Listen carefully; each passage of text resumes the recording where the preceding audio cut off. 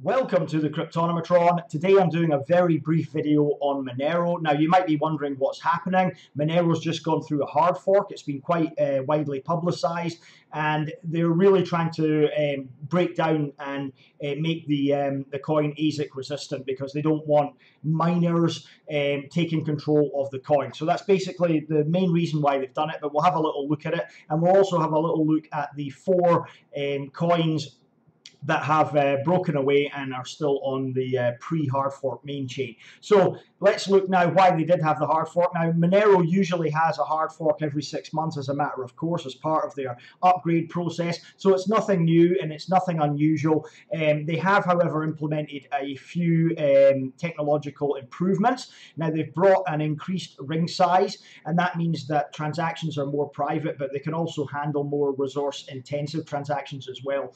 So they'll be quicker. They can also handle multi-signature transactions, and they've also implemented initial Ledger Nano S hardware wallet support, as well as a few other features.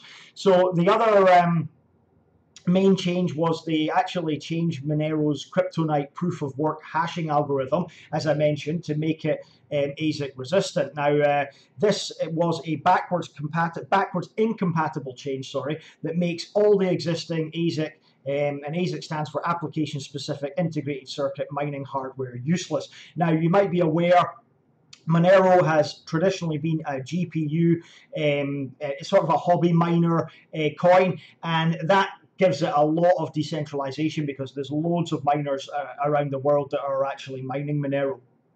And it was quite lucrative up until a point. And ASIC miners, they will obviously take away a lot of that decentralization. And that's one of the reasons why they wanted to limit the ASIC miners. And this hard fork has done that because all of the miner companies now, Dragon Miner, or Halong Miner, I should say, Dragon Mint Miners, Bitmain, obviously the biggest player, and Baikal as well, or another one. They've developed recently Kryptonite miners. So they were just coming online. I believe Bitmain were charging over $12,000 for their Antminer, Kryptonite miner. So now basically it's useless with this hard fork. It can no longer mine a Kryptonite algorithm. So needless to say, these manufacturers will not be best pleased about this hard fork. And the reason why ASIC mining is a threat to the Monero Kryptonite algorithm in itself is because ASIC miners can actually launch denial of service or DOS attacks on non-ASIC miners and non-mining nodes on the network. And that's why it's so important that Monero maintains ASIC resistance. At least that's from the devs. So what has happened? Well, there have been 4 coins that have been created that are sticking to the main chain, the pre-hard fork chain of Monero. The first one is Monero Classic, and this gets a little bit confusing, so bear with me. So Monero Classic has been created by some Monero enthusiasts based in Singapore.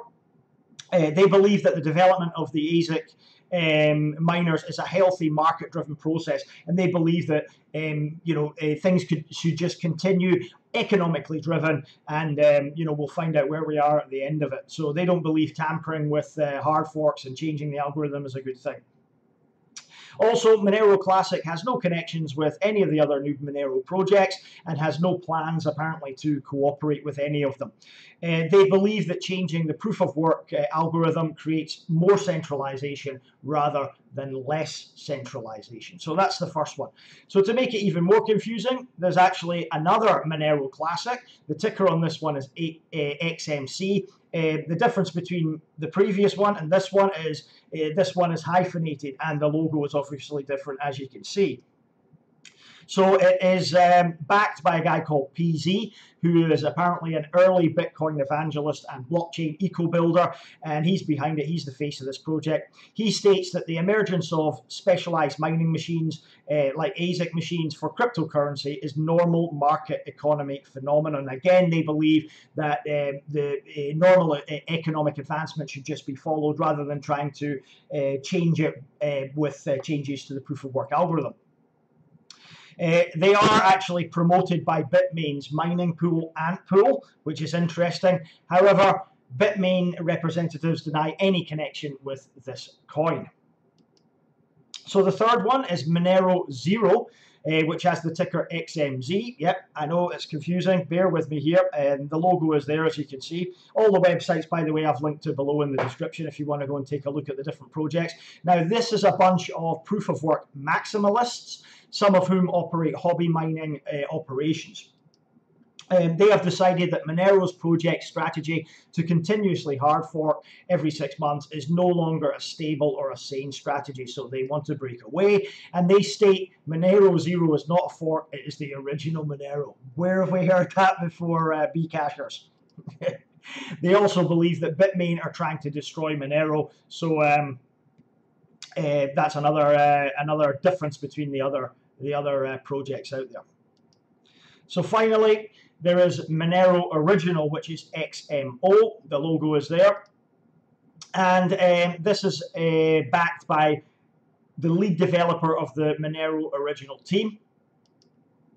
They provide Monero fans with the possibility to support the iconic coin and stay on the original chain. So it's almost like Ethereum Classic, if you like this one. And it's already on HitBTC. They've indicated they will make all the XMO balances available to the Monero holders at the time of the hard fork. So if you had Monero on HitBTC, your account will be credited with the new Monero Original. And that means that HitBTC will probably offer Monero Original exchange services on their exchange at some point in the future anyway. So what is the result? Well, there's a few issues and complications that come with these hard forks and multiple different coins. Now, the first one is the Monero hard fork did not actually implement replay protection, so that's going to cause a few issues, notably double spend.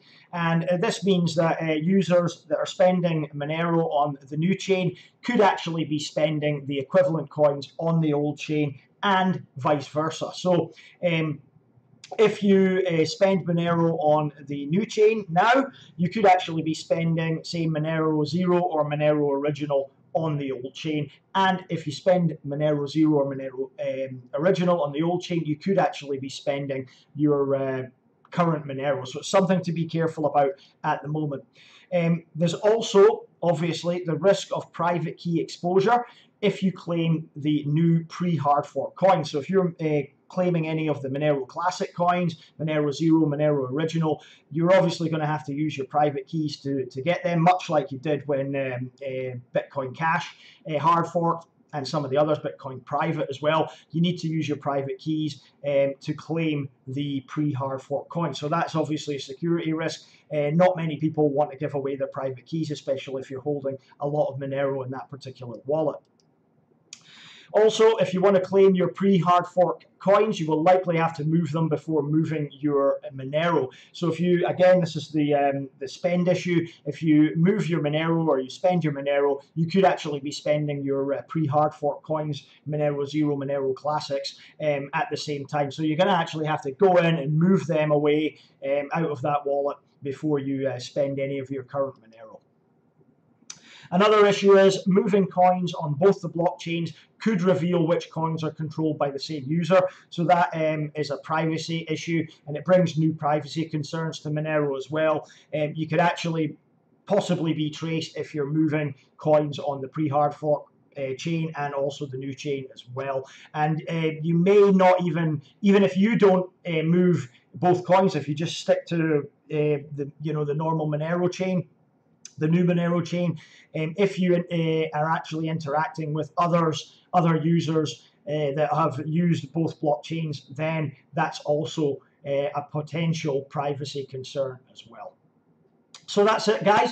That's my short video about the Monero hard fork. I hope it was useful. I hope you enjoyed it. If you did, please like, please subscribe. Let me know what vids you want to see, and I'll try and get them done for you. Thanks for watching. I'll see you later on.